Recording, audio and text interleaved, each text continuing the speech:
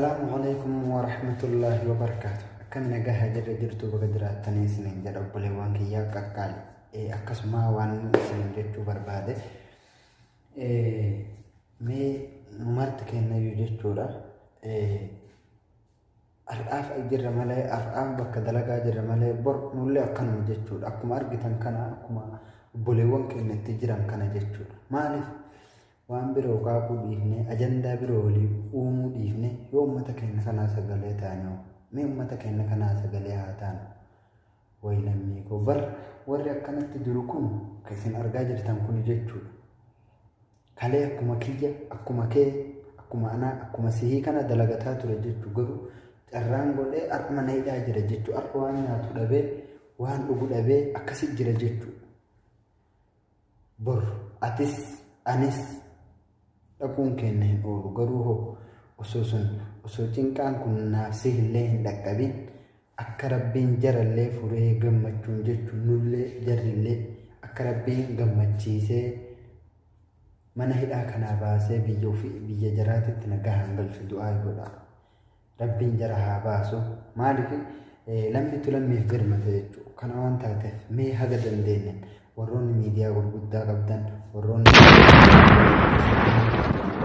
gara hundaan jechuun gara silaa danda'amuun gara rabbii isin laaffisan gara danda'ameen sagalee uummata keenyaa haa taanu. Wal arraba wal jeequu immootu wal xiqqeessuu ganda walii arrabsuu obbole kun hin barbaachisu jechuudha. Yeroo akkasii keessa hin jirru sanbira kunnee jirraa isiniin jechuu barbaadetii maaliif osoo lammiin kee osoo obboleessi kee mana hidhaati dararamu ati asii ganda namaa arrabsite ati asii hin barbaachisu jechuudha. Kana waan taateef yaada kana isinitti qoodamuu dhufee maaliif cal'isuun nurraa hin barbaachisu bor atillee irraa hafuun kee hin oolu waan ta'eef jechuudha.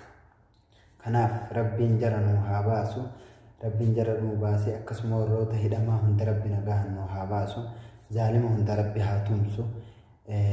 Kana waan taateef obboleewwan kiyyaa jabaadha du'aa godhaaf wallaahi hedduu takka nama yaachisa hedduu takka nama gaddisiisa jechuudha.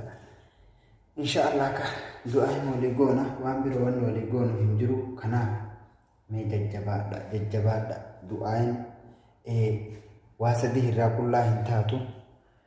Takki amma qeebalamtii takki mootuu waan kadhatte amma argatta takki mootuu guyyaa boruutiif rabbiin guyyaa qiyaamatiif ol sii kaaha inni biraa mootuu balaa ati hin beekne rabbi sirraa deebisaan jechuudha. Du'aan kana sadiin keessaa waa sadii keessaa qullaa hin taatu du'aan kana beeki.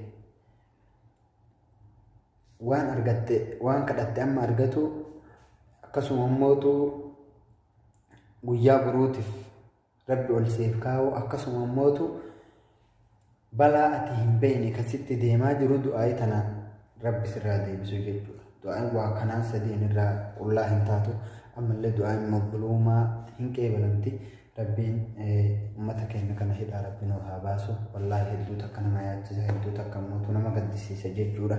Ka waggaa tokko ka waggaa lama ka akkasitti waggaa sadiif deemu jira jechuudha. Kanaafuu nutu meenullee haga dandeenyuun sagalee walii haa taanu sagalee walii haa taanu. Ummanni kun akkuma isin beektan nama uf jijjiiree haadha abbaatii jijjiire jedhee biyya arabaa tana keessatti akka itti dhufeen beektanii warri amma mana hidhaa jiru kaayee akkuma isin beektan warra karaa seeraan alaatiin dhufe jechuudha. Maaltu isa fide jaalateeti la quufee biyyaa bahe la rakkatee cinqaa meeqa dhandhamee waa meeqa argee karaa kanatti dhufe jechuudha. Dhufee wayita as gahuu tana mudate jechuudha. Wayi carraa lammii koo akkam taanare garuu akka dhiitetti hin haftu ni bariiti. Inshaallah meenuu kaayee haga dandeenyuun sagalee walii haa taanu. Numatu lammitu lammiif birmata obboleewwan kiyya wal jeequu wal arrabsuu wal xiqqeessuu dhiifne sagalee walii haa taanu. Ummanni kun hannaaf hin baane kadhaaf hin baane jechuudha. Dalagadhee fuuraa kiyya nyaadha jedhee dalagadhee ufis jijjiiree haadha abbaa kiyya biyya jijjiiree jedhee biyyaa bahe jechuudha. Amma carraa jaraa rabbi kana godhe rabbii kana keessaa rabbi haa baasu inshaallah. du'aa godha wanni du'aa bira kutu hin jiru du'aa garuu hin qeebalamti wallaahi ati niyyaan kadhannaan du'aa gadi hin deebitu isin marti keessanuu du'aa waan nan du'aadha du'aa godhaa fi isiniin jedha garuu kan argu jirtanii akka jarri itti jiran argu jirtan jechuudha kanaaf waan hedduu takka nama gaddisiisudha wallaahi haga yoom akkanatti jiraannan kenna kunillee nama dhiba kanaaf rabbi biraa kaluudha nurraa fagaate malee nu dhibe malee rabbi hin dhibne jechuudha rabbi waan isin dhibne hin dhibne kanaaf kanuma isiniin jechuu barbaada sagalee walii haa taanu kana sagalee akkuma argitan rakkoo hedduutu jira nutu asii akkana jira malee jarra akka itti jiru rabbootu beeka kanu arginerra kanu hin argintu jaala jechuudha kanu arginu amma akkana jiraan ka achi keessatti homa uf waraabunuu dhabee akka itti jirutti jiru karabbiin malee namni hin agarre hoo karabbii akka itti jarri jira rabbi malee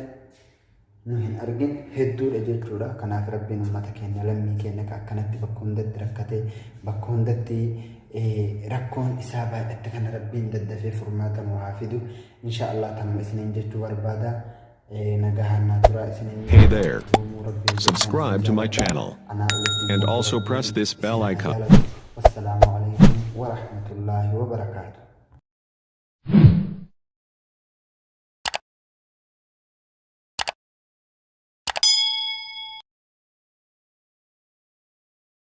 يا سقلي الماما إذا كيسا يونم ندقيني يا ربي نقيسا نفور يا الله يا بايسا وانتان بيتا ميسا كيسا يا رب ركما كيسا فرماتا نفتي تيكا كيتين الرقيني يا رب الحمد لله يا سقلي الماما إذا كيسا يونم ندقيني يا ربي نقيسا نفور يا الله يا بايسا وانتان بيتا ميسن كيسا يا رب ركما كيسا فرماتا نفتي تيكا كيتين الرقيني يا رب الحمد لله يا سقلي الماما إذا كيسا يونم ندقيني يا رب نقيسا نفور يا الله يا بايسا وانتان بيتا ميسن كيسا يا رب ركما كيسا